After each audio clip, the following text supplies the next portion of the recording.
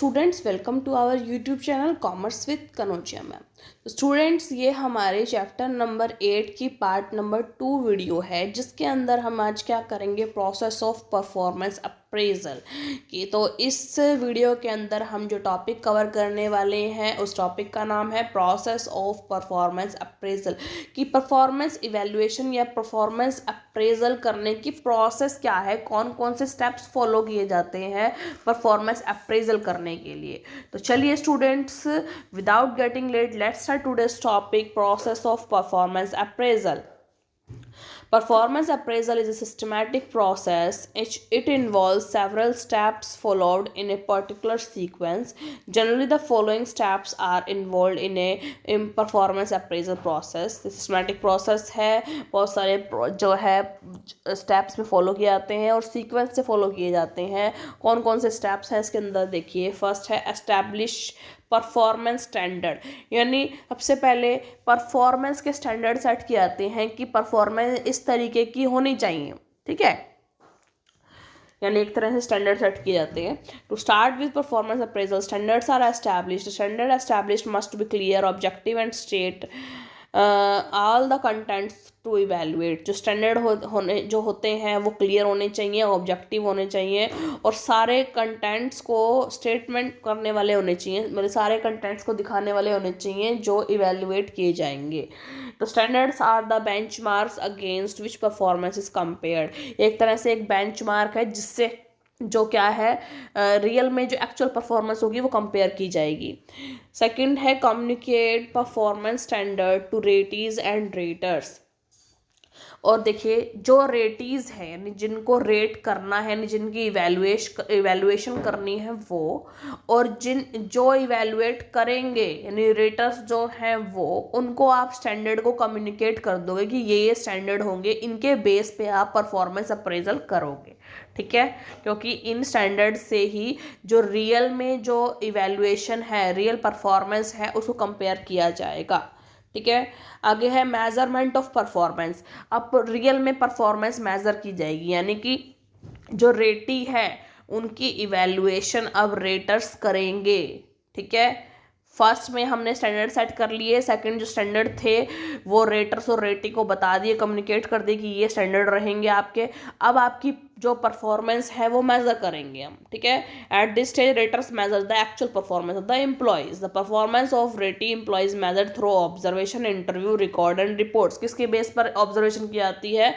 Observation के base पे जो इवैल्यूएशन की जाती है, ऑब्जर्वेशन के बेस पे की जाती है, इंटरव्यू के बेस पे की जाती है, रिकॉर्ड के बेस पे की जाती है, रिपोर्ट के बेसिस पे की जाती है। All necessary instruction, step and factors influencing actual performance are followed at this stage. और जो भी नेसेसरी इंस्ट्रक्शन है वो भी फॉलो की जाती है स्टेज के ऊपर। फर्दर इन्फ्लुएंस ऑफ फैक्टर्स में बी आइदर इंक्लूडिंग और hiding the employees performance which are adjusted to know the actual performance. और कुछ फैक्टर्स ऐसे भी हैं जिनको जो एम्प्लॉयज़ के परफॉर्मेंस में हाइंडर मतलब बीच में रुकावट पैदा कर रहे हैं, उनको भी क्या किया जाता है, एडजस्ट किया जाता है। आगे है comparison of performance with standard. फिर जो स्टैंडर्ड हमने सेट किए थे कि इसको बेंचमार्क के रूप में यूज़ करना है और इससे रियल परफॉर्मेंस क्या की जाएगी, कंपेयर की जाएगी। अब कंपेयर करना है यहाँ पे आके, मतलब जब हमने परफॉर्मेंस मेजर कर लिया, अब उस परफॉर्मेंस को यानी एक्चुअल परफॉर्मेंस को स्टैंडर्ड परफॉर्मेंस से क्या करना है, हमने कंपेयर करना है। कंपेयर करने के बाद देखिए क्या होगा, ये वही देखा कंपैरिजन। अब कम्युनिकेट करना है the performance to the employees. फिर जो परफॉर्मेंस आपकी रही है, चाहे वो नेगेटिव परफॉर्मेंस रही है या पॉजिटिव, मतलब देखो वेरिएंस निकालते हैं हम, जो आपने स्टैंडर्ड कॉस्टिंग पढ़ा होगा उसमें स्टैंडर्ड सेट करते हैं, एक्चुअल परफॉर्मेंस मेजर करते हैं। एक्चुअल परफॉर्मेंस मेजर करने के बाद जो एक्चुअल परफॉर्मेंस की जो स्टैंडर्ड से क्या करते हैं, कंपैरिजन करते हैं। फिर वेरिएंस निकलता है, पॉजिटिव वेरिएंस भी हो सकता है, नेगेटिव वेरिएंस भी हो सकता है। पॉजिटिव वेरिएंस होगा तो भी उसका रीज़न निकालेंगे ताकि हम उसको आगे वही फॉलो किया जाए, ठीक है। और नेगेटिव वेरिएंस आएगा तो भी उसका रीज़न निकालेंगे ताकि उसको क्या करें, ठीक किया जा सके, ठीक है। तो अब देखो, जो परफॉर्मेंस आई है एम्प्लॉयज़ की, यानी कि आपकी परफॉर्मेंस अच्छी है, पॉजिटिव है या नेगेटिव है, जो भी आई है वो एम्प्लॉयज़ को बताएंगे कि आपके देखो जी, आप में आपका ये बिहेवियर अच्छा नहीं था, यहाँ पे ये एटीट्यूड अच्छा नहीं था, ये स्किल्स और चाहिए आपके अंदर, ये जॉब नॉलेज आपको नहीं है, ठीक है। ये सब कुछ उनको बताया जाएगा, ठीक है। और अगर अच्छा है उनमें कि आप में ये स्किल्स हैं, आपने ये अच्छा किया, वो भी बताया जाएगा, ठीक है। Discussion with employees about performance, फिर एम्प्लॉयज़ से उनकी परफॉर्मेंस के बारे में डिस्कशन किए जाएंगे कि आपको किस चीज़ में चेंज लाने की ज़रूरत है, कौन सी चीज़ आप में अच्छी है, कौन सी चीज़ आप में अच्छी नहीं है, ठीक है। और जिनकी अच्छी परफॉर्मेंस बिल्कुल भी नहीं होगी, पुअर परफॉर्मेंस होगी, उनसे प्रॉपर तरीके से बातचीत की जाएगी कि आप में ये चीज़ अच्छा नहीं है, आपको ये चीज़ करने की ज़रूरत है। The purpose to analyse and find out the reasons of performance below standard. फिर उनसे पूछेंगे कि भाई क्यों तुमने ऐसा काम किया, मान लो जिनकी परफॉर्मेंस पुअर थी, उनसे बात करेंगे कि भाई क्या प्रॉब्लम आई थी आपको, आपसे काम ढंग से क्यों नहीं हुआ, कोई दिक्कत थी, कोई परेशानी थी, आपको एनवायरनमेंट अच्छा नहीं लगा, कुछ भी है जो भी बात की जाएगी, उनसे डिस्कशन की जाएगी। Necessary steps to improve performance. अब परफॉर्मेंस को इम्प्रूव करने के लिए जो भी नेसेसरी स्टेप्स होंगे वो लिए जाएंगे। Performance appraisal generally linked with performance development. Once the reasons for poor performance have been determined, necessary correction steps must be taken. Training and development may have to improve the performance of employees। फिर उसके लिए corrective measures किए जाएंगे। Corrective measures के लिए अंदर training और development आ जाएगी, जिससे परफॉर्मेंस जो है एम्प्लॉयज़ की वो हम बढ़ा सकते हैं। आगे फॉलो अप एक्शन होगा कि the final step is to follow up of the performance appraisal and development steps, कि परफॉर्मेंस अप्रेजल को फॉलो अप करना है और आगे डेवलपमेंट करनी है। The feedback of the corrective action should be evaluated. Corrective action की जो फीडबैक है उसको इवैल्यूएशन किया जाएगा। If some of the employees do not improve their performance even after training, then necessary steps regarding their demotion or retrenchment may be taken। देखो, training और development दी जाएगी, मतलब प्रोवाइड की जाएगी एम्प्लॉयज़ को, लेकिन फिर भी ट्रेनिंग प्रोवाइड करने के बाद भी ढंग से काम नहीं करेंगे, उनकी परफॉर्मेंस अच्छी नहीं आएगी, तो देखे जाएंगे, फिर हम डिसीजन लेंगे डिमोशन के रिगार्डिंग और रिट्रेंचमेंट के रिगार्डिंग, कि या तो उनको अपने लेवल से कम लेवल पे भेज देंगे, हम डिमोशन कर देंगे, या फिर रिट्रेंचमेंट कर देंगे, छटनी कर देंगे, मतलब उनको भेज देंगे, अपने ऑर्गेनाइजेशन में से बाहर कर देंगे, ठीक है। तो ये प्रोसेस हो गई हमारी परफॉर्मेंस अप्रेजल की। इंपॉर्टेंट टॉपिक है students, process of performance appraisal, बहुत बार एग्ज़ाम के अंदर आता है, अच्छे से कर लीजिएगा आप।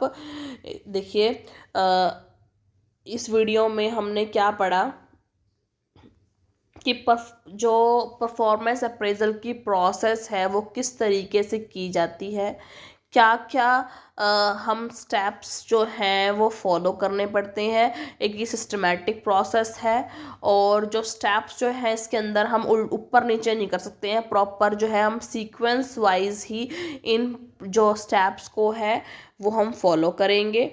तो कौन कौन से स्टेप रहेंगे इसके अंदर, सबसे पहले हम स्टैंडर्ड सेट करेंगे, ठीक है। फिर जो स्टैंडर्ड सेट करें हैं उनको रेटर्स और रेटी को बताएंगे कि हमने ये स्टैंडर्ड रखे हैं एज अ बेंचमार्क, जो कंपैरिजन में काम आएंगे एक्चुअल परफॉर्मेंस से। फिर हम जो परफॉर्मेंस है वो मेज़र करेंगे, कौन किसके बेस पे कर सकते हैं हम, ऑब्जर्वेशन के बेस पे कर सकते हैं, इंटरव्यू के बेस पे कर सकते हैं हम, और क्या कर सकते हैं हम, परफॉर्मेंस को मेज़र कर सकते हैं, ठीक है। फिर हम जो उनकी एक्चुअल परफॉर्मेंस है उनको स्टैंडर्ड जो सेट किए थे उससे कंपेयर करेंगे, ठीक है। कंपेयर करने के बाद कम्युनिकेट करेंगे, जो एम्प्लॉयज़ की परफॉर्मेंस है रियल में उसको कम्युनिकेट करेंगे एम्प्लॉयज़ को, ठीक है। अब जिनकी पुअर परफॉर्मेंस रही उनसे डिस्कशन की जाएगी कि भाई क्या रीज़न था इतनी पुअर परफॉर्मेंस देने का, वो उनसे बात की जाएगी, ठीक है। तो उनसे बात करके पूछेंगे प्रॉपर तरीके से, हाँ भाई ये रीज़न था इसलिए मैं ढंग से काम नहीं कर पाया, उसका रीज़न निकालेंगे पीछे, ठीक है। फिर है उस परफॉर्मेंस को, जो नेगेटिव परफॉर्मेंस थी उसको पॉजिटिव बनाने के लिए, इम्प्रूवमेंट करने के लिए उसमें कई सारे मेजर्स लिए जाएंगे, like training and development programme set किया जाएगा, जिससे क्या होगा, जिस पर्सन को जिस चीज़ की नॉलेज नहीं है उस चीज़ की उसको नॉलेज प्रोवाइड की जाएगी, ठीक है। आगे फॉलो अप एक्शन किया जाएगा कि ट्रेनिंग एंड डेवलपमेंट, भाई जहाँ जहाँ जरूरी है उसको ट्रेनिंग प्रोवाइड करो, डेवलपमेंट करो, ठीक है। फिर भी ट्रेनिंग एंड डेवलपमेंट करने के बाद भी अगर कोई पर्सन ढंग से काम अभी भी नहीं कर रहा है तो फिर और डिसीजन लिए जाएंगे कि किस तरीके से उनको या तो उनकी पोस्ट से नीचे वाली पोस्ट पे डिमोशन से लिया जाए, डिमोशन कर दिया जाए उनका, या फिर उनको कंपनी से हटा दिया जाए, रिट्रेंचमेंट कर दिया जाए। ये सब चीज़ हम क्या कर सकते हैं, फॉलो अप के अंदर जो है डिसीज़न ले सकते हैं। तो स्टूडेंट ये हमने प्रोसेस पढ़ी परफॉर्मेंस अप्रेजल की। वेरी वेरी इंपॉर्टेंट टॉपिक था स्टूडेंट्स। आई होप आपको अच्छे से समझ में आया होगा, आपका टॉपिक क्लियर हुआ होगा। अगर स्टूडेंट आपको वीडियो अच्छी लगी हो तो ज़्यादा से ज़्यादा मेरी वीडियो को लाइक कीजिए, शेयर कीजिए, कमेंट्स कीजिए और ज़्यादा से ज़्यादा मेरे चैनल को सब्सक्राइब कीजिए, commerce with Kanaujia ma'am. Thank you students.